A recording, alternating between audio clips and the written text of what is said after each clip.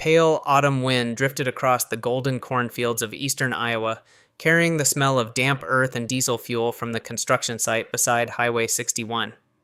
In the middle of that wide stretch of churned mud and steel beams stood a machine that looked almost alive in its size and stillness, a Manitowoc 4100 crawler crane, its long lattice boom stretching into the gray sky like the rib cage of some iron dinosaur.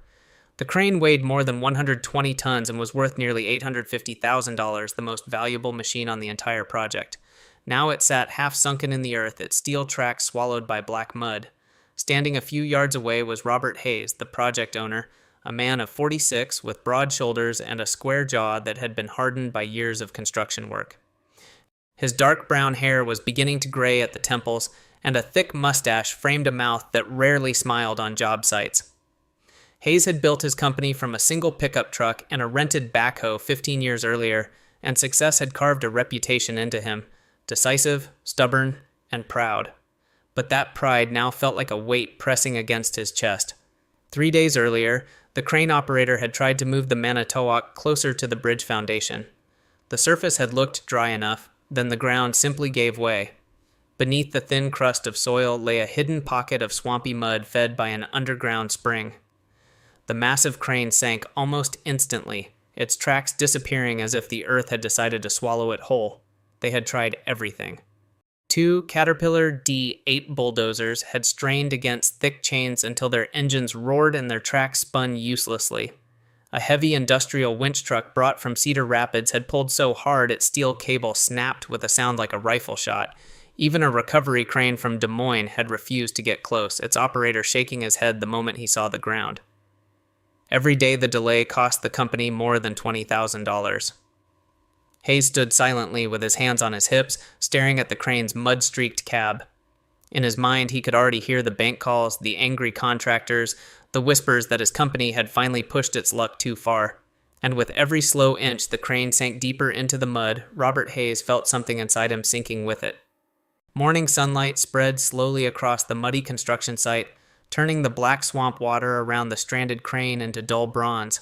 The wind had settled, but the smell of wet soil and diesel still lingered in the air like a reminder that the problem remained unsolved. Across a narrow gravel road from the site stood a modest farm, its red wooden barn leaning slightly with age and its pasture fenced with weathered oak posts. That farm belonged to Lucas Bennett, a 27-year-old farmer who had spent most of his life studying the behavior of land and machines the way some men studied books. Lucas was tall and lean, standing just over 6 feet, with long shoulders shaped by years of lifting hay bales and repairing tractors in cold barns. His sandy blonde hair usually escaped from beneath an old green John Deere cap, and a faint layer of stubble covered the sharp angles of his jaw. His eyes were pale blue, quiet but observant, the kind of eyes that notice small details others overlooked.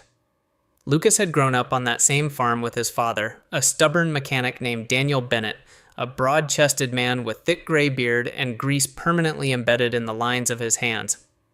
Daniel had taught Lucas 2 things before dying of a heart attack 5 years earlier: never trust a machine that spins faster than it grips, and never assume the ground beneath you is as solid as it looks.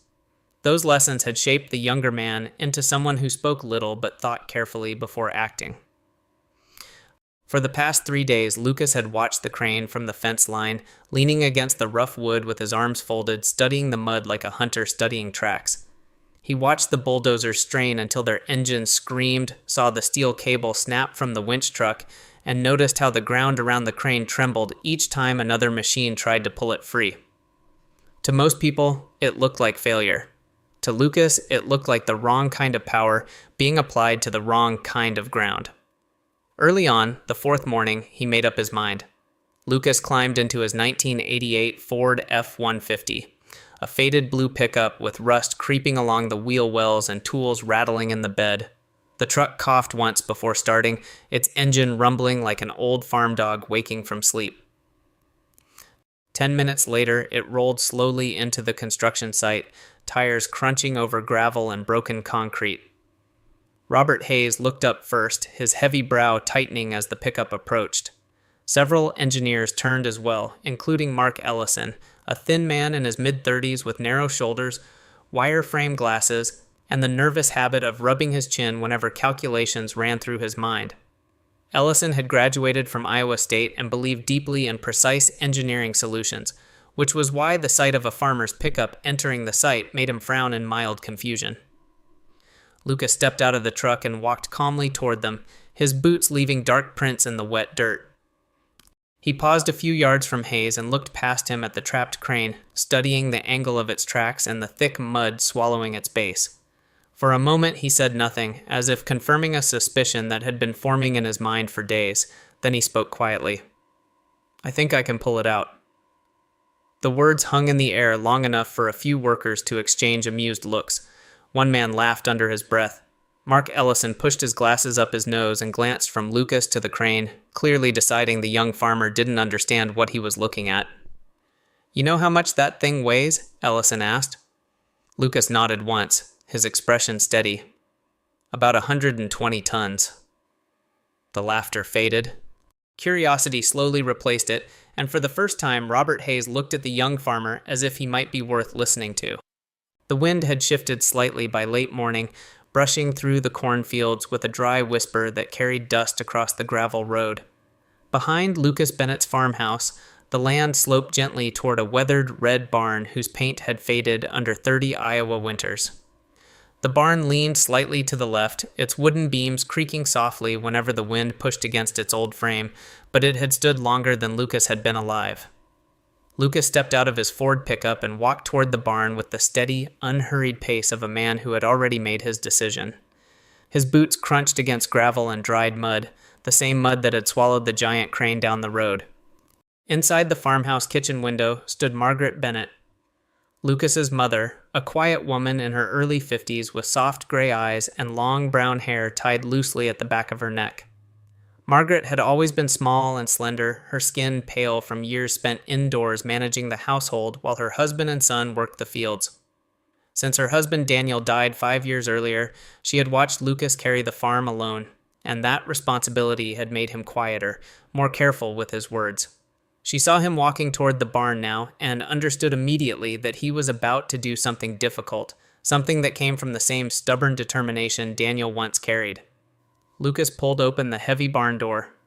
The hinges groaned in protest before the door swung wide, letting a blade of sunlight cut across the dusty interior. Inside, the barn smelled of oil, iron, and old hay. In the middle of the shadowed space sat a machine that looked as if it belonged to another era entirely. A 1959 Caterpillar D7 Bulldozer, its yellow paint scratched and dulled but still unmistakable beneath a thin coat of dust. The bulldozer was enormous compared to most farm equipment, its steel tracks thick and heavy, its blade scarred by decades of work. Lucas had spent nearly 4 years restoring it piece by piece after discovering it abandoned in a logging yard outside Dubuque. He ran his hand along the side of the engine housing, feeling the cool metal beneath his palm. The machine was old, but it was honest. Over the years, Lucas had modified it carefully. The original narrow tracks had been replaced with wider steel plates to spread its weight across soft ground. Thick steel counterweights had been welded to the rear frame to increase traction, and mounted behind the engine was a powerful mechanical winch salvaged from an old forestry skidder, capable of pulling enormous loads if the machine holding it could grip the earth. Altogether, the bulldozer weighed nearly 30 tons, less than the stranded crane, of course, but heavy enough to anchor itself into the soil like a stubborn animal refusing to be moved. Lucas climbed up onto the operator's seat, brushing dust from the worn leather cushion. As he sat there, memories of his father's voice drifted back to him. Daniel Bennett standing beside the same machine years earlier, explaining how traction mattered more than speed. "A fast machine will spin itself into the ground," his father used to say, "but a slow machine that grips will pull the world." Lucas had never forgotten those words. He turned the ignition switch. For a moment nothing happened. Then the old diesel engine coughed once, twice, before erupting into a deep, rumbling growl that filled the barn like distant thunder. Black smoke rolled lazily from the exhaust pipe and drifted toward the rafters. Outside, Margaret watched the smoke rise and pressed her lips together in quiet concern, though she said nothing. She knew her son well enough to understand that once Lucas decided something, he rarely turned back. Lucas let the engine idle for a moment, listening to its rhythm. It was a slow, powerful sound, steady as a heartbeat. Finally, he pulled the throttle slightly forward and eased the bulldozer into motion. The steel tracks clanked heavily against the wooden floor before the machine rolled through the barn doors and out into the daylight. The ground trembled faintly beneath its weight as Lucas steered it toward the gravel road leading back to the construction site. Down the road, beyond the rows of corn, the stranded crawler crane still waited in the mud. And Lucas Bennett was bringing the one machine he believed could move it. The afternoon sky hung low and pale above the construction site. Clouds stretched thin like worn cotton across the Iowa horizon. The stranded crawler crane still sat in the same dark patch of mud, its massive lattice boom angled toward the sky like a broken bone. Workers moved more slowly now, exhaustion and frustration weighing on the site after 3 days of failure. Then the sound arrived first, a deep mechanical rumble rolling across the gravel road. Heads turned. From beyond the cornfield appeared Lucas Bennett's old Caterpillar D7 bulldozer, crawling forward with the deliberate patience of a giant animal. Its wide steel tracks pressed heavily into the dirt with each movement, leaving thick impressions behind. The engine growled low and steady, nothing like the screaming horsepower of the newer machines parked nearby. Several workers stopped what they were doing.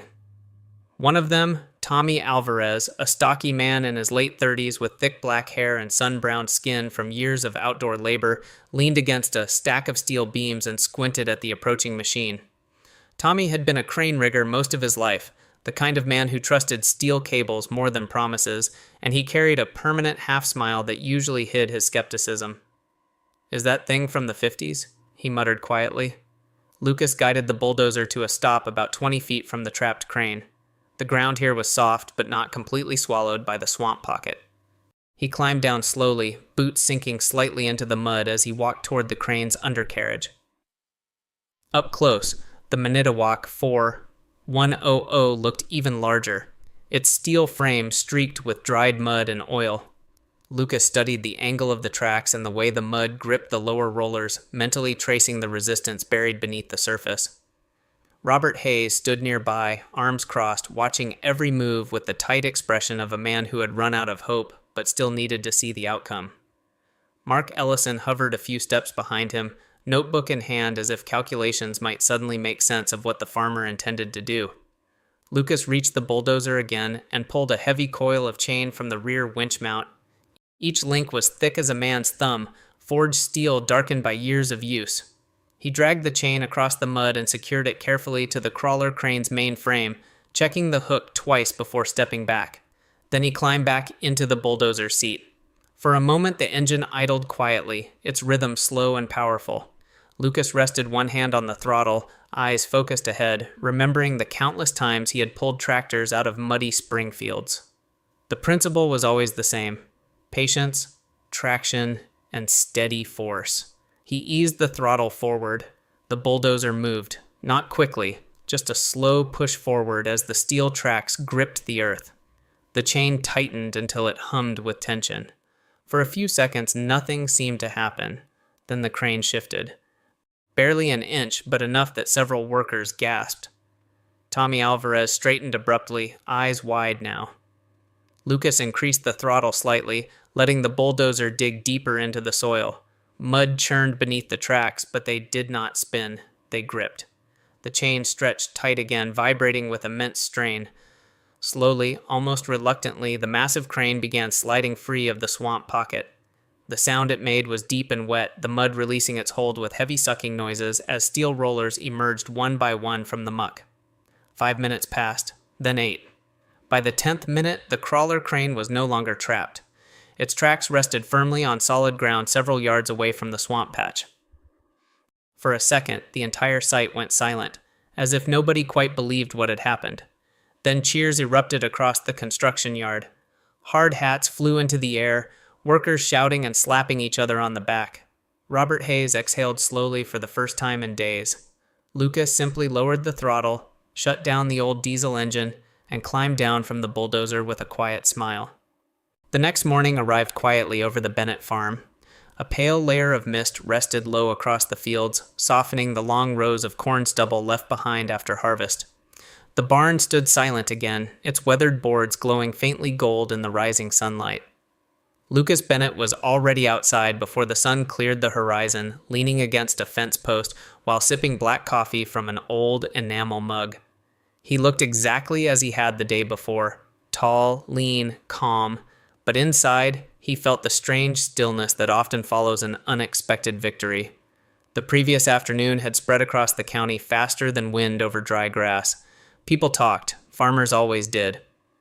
Around 8 o'clock, a dark pickup rolled slowly down the gravel road toward the farmhouse. Lucas watched it approach without moving.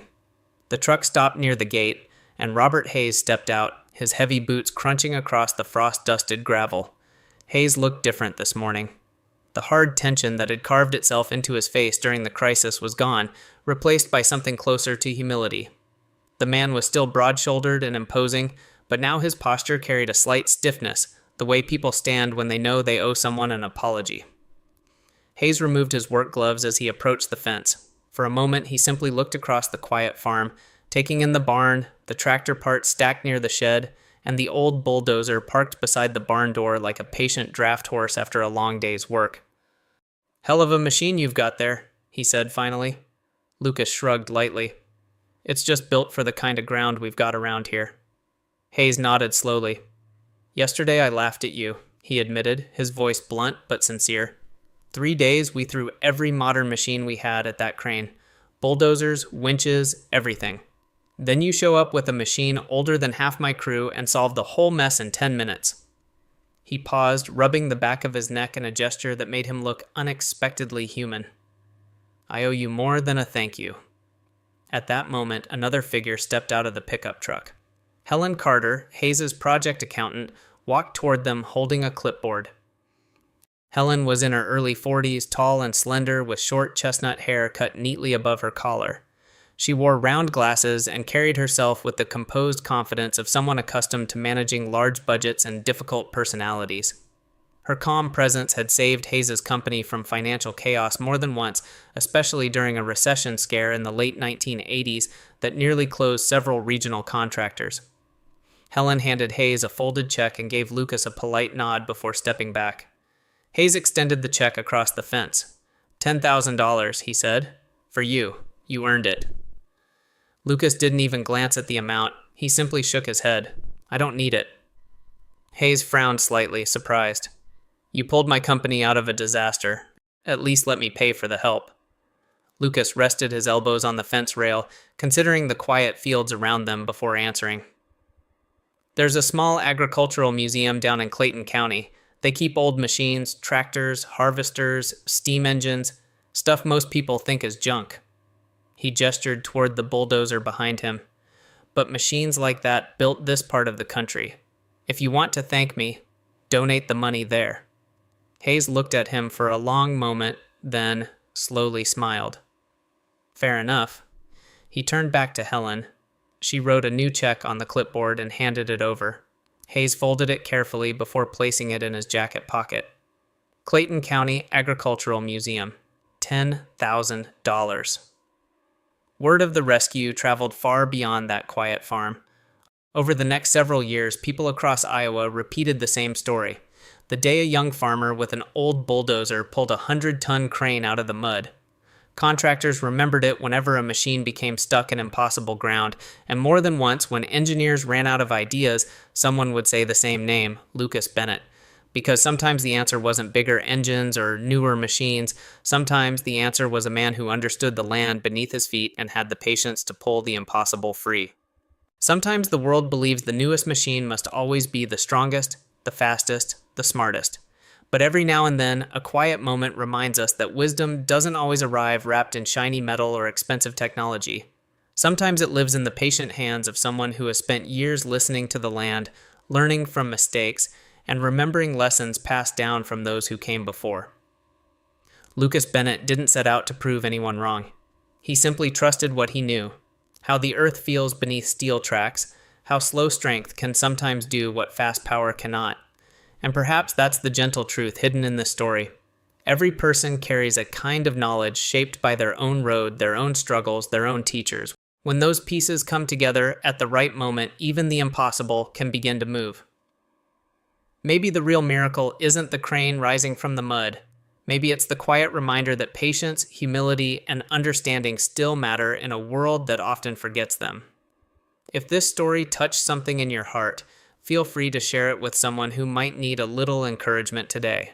You can also leave a comment and tell us what you think. Stories like this grow stronger when people talk about them together.